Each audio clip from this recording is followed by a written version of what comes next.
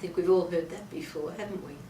I can remember saying it as a kid. We were going for a drive and I couldn't actually get the concept that we were just going just to experience, rather than going somewhere to get something or to be somewhere. And I think this is probably the crux of many of the questions that come in terms of the spiritual wisdom teachings, that we all have the idea that we're going somewhere and we need to know how long it will take us to get there, wherever there is. It's a very common question. When will we arrive? But it's really interesting.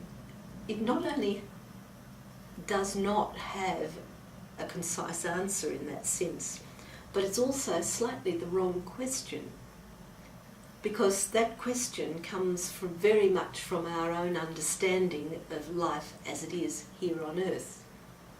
And because our little bit of living is just about that much of a greater whole, and we work from what we call the left hemisphere, rational conscious thinking, and it's only a very little bit of the whole, we limit our concepts of greatness and wholeness, and we think there has to be a beginning and an end. Let me show you like this.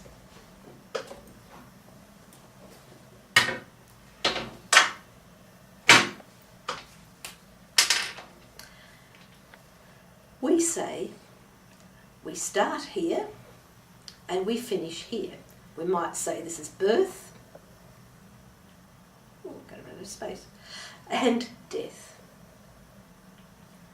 And we think of time as the time we have here on earth. It's supposed to be in M. And so we say, okay, we can measure from the beginning to the end, hence when will we get there, or how long it will take. But that concept comes from our left hemisphere, that little bit of our brain that sequences and orders and organises things.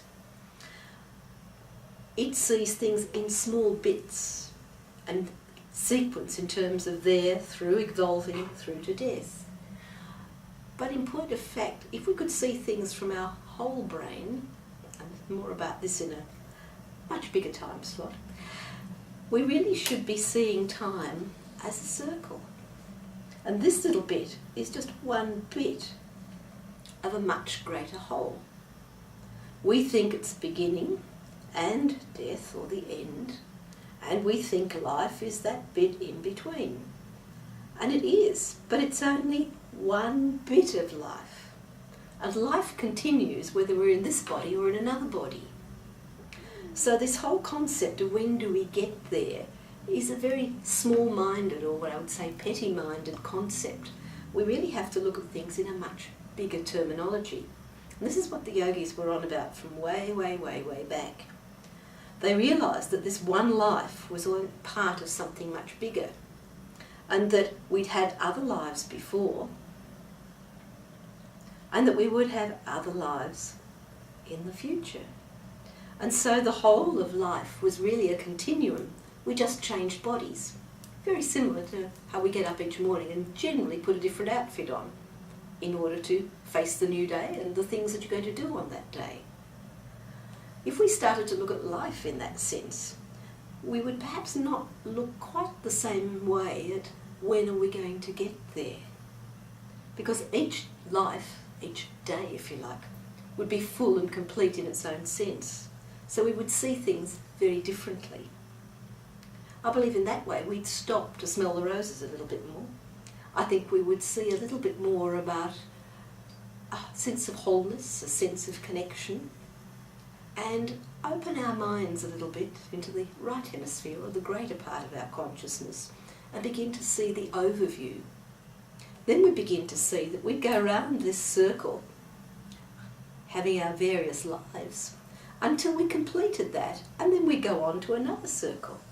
But it would be a higher turn of the spiral, and we'd start to go up and up and up. So each time we did a cycle, we would have another whole expanded state of consciousness. We would open our consciousness to something much, much greater. And every time we opened our consciousness to something bigger, we'd see that there was something bigger ahead. It's a little bit like I was talking to somebody recently climbing in the Himalayas. They're saying you think you've got to the top, and you get to the top of that peak and you look over, and beyond you there are more and more higher and higher peaks ahead. And that to some degree is the answer to that question. When will we get there? In a certain sense, never. We will continue to climb, we'll continue to expand, we'll continue to go bigger and bigger and bigger. It's only our own little tiny brain that sort of chops life up into these little bits and says, I'm getting older, the years are passing by, I haven't got there. Perhaps our concept of where there is needs to change. Perhaps the there needs to be in the present moment. Funny about that, that's exactly what the yogis used to say. Be in the present, be in the moment. Because the richness of everyday beingness is right there in front of us. It's just when we forget about it and we go into the future idea of when we get there that we really get into trouble. Times in quietness, times of meditation, times of moving into the stillness are the times we connect into this great everything. Somehow then, getting there doesn't matter in quite the same way. It's in those moments that we feel we're already part of everything all the time, and we really are there, wherever there is.